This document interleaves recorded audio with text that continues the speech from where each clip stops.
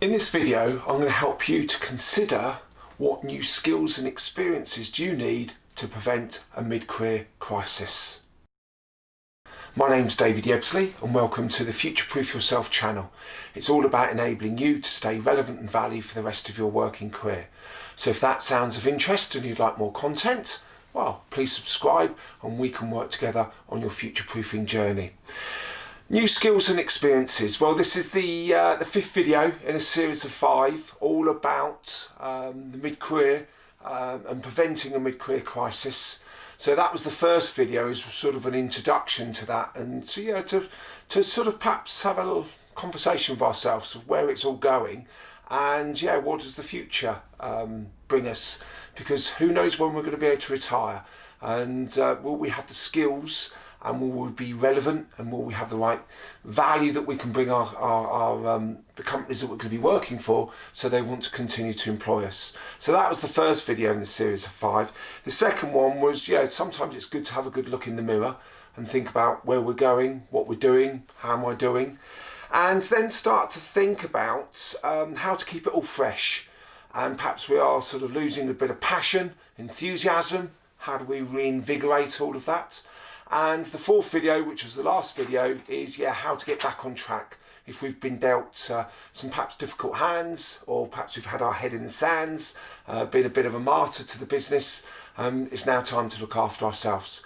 So this last video, is what skills and experiences are you going to need for the rest of your working career. Now, we've said before in these series of videos, we may have got lots of experience, we may have great wisdom, great knowledge of our particular business and industry, and that's been great, and we should be proud of those things. And we need to look back and think, how I've learned, how I've developed the stories along the line, and sort of some of the humorous bits and some of the tough bits, and how I've overcome them.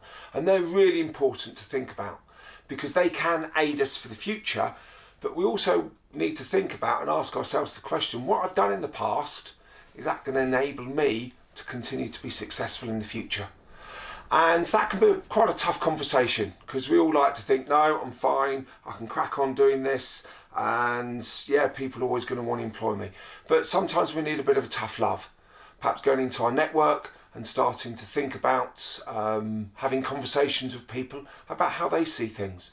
So I just really want to sort of address that time, and it is about perhaps thinking, what new skills do I need? Do I need new commercial skills, financial skills? If we don't understand how the financials work in any organisation, are we likely to be able to progress? Do I need to improve my consultancy skills? So I may be technically very good at what I do, but as we know, more technical experts are involved in being more client-facing, providing support and advice and services. Do I need to perhaps have better legal and legislative skill sets? And do I need to go and perhaps re-look at those areas? And also, creative and entrepreneurial skills.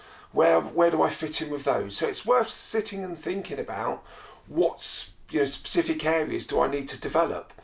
Now, I think it's quite important that if we were working in a business and the business was going to go and invest in another business, it would do those lovely words called due diligence. Well, I think it's now time to do some due diligence on our own business, our own marketplace, and where we can fit in for the future. Because it's very easy just to carry on plodding away and doing what we've done, and I'll refer back to the previous video where what happens if we get stuck, and how do we make sure that we get ourselves back on track to continue to stay relevant and value. And we talked a lot in there about how to do those things, and we need to be mindful of that. So doing our due diligence is absolutely essential. And to do that, do I need to get more exposure in the business that I'm currently in? Finding out how different areas work, perhaps improving my skills. Perhaps I can see that uses of technology, certain areas are going to be faded out, and other areas there's going to be other opportunities. So perhaps thinking about my exposure in the business. What is good, and I think it's always important that throughout our careers, we should always have a really good couple of contacts in the recruitment industry.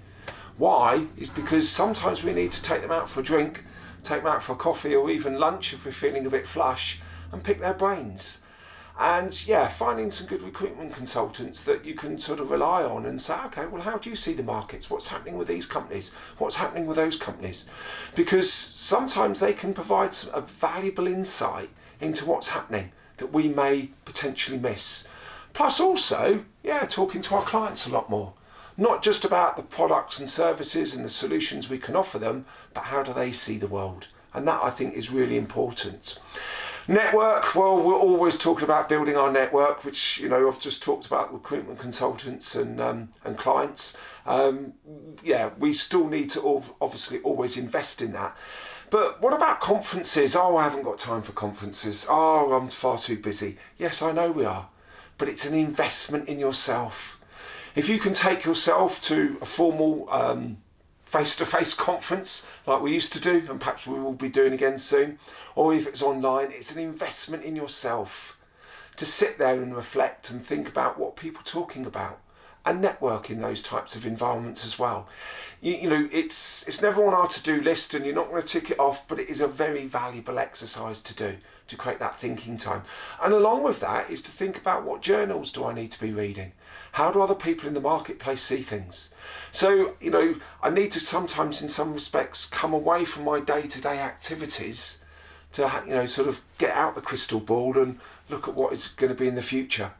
So please, you know, you may want to sort of re-watch this video, because I've talked about a lot of different areas there in terms of doing our due diligence on our future and thinking about the skills, the experiences we're going to need and the knowledge we're going to need. Now, if we're at the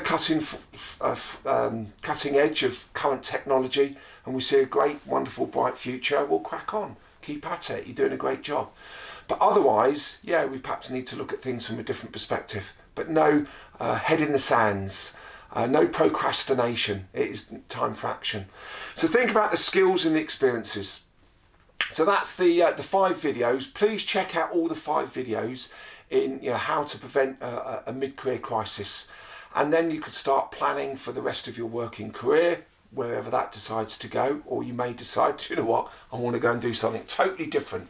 Well, there's another subject for another day that we can spend some time on.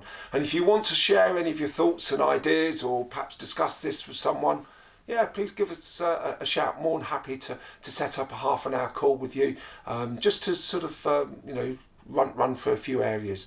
But yeah, watch the video again. Lots of ideas in there. Get your notebook out and go and make some action happen. Thank you for your time.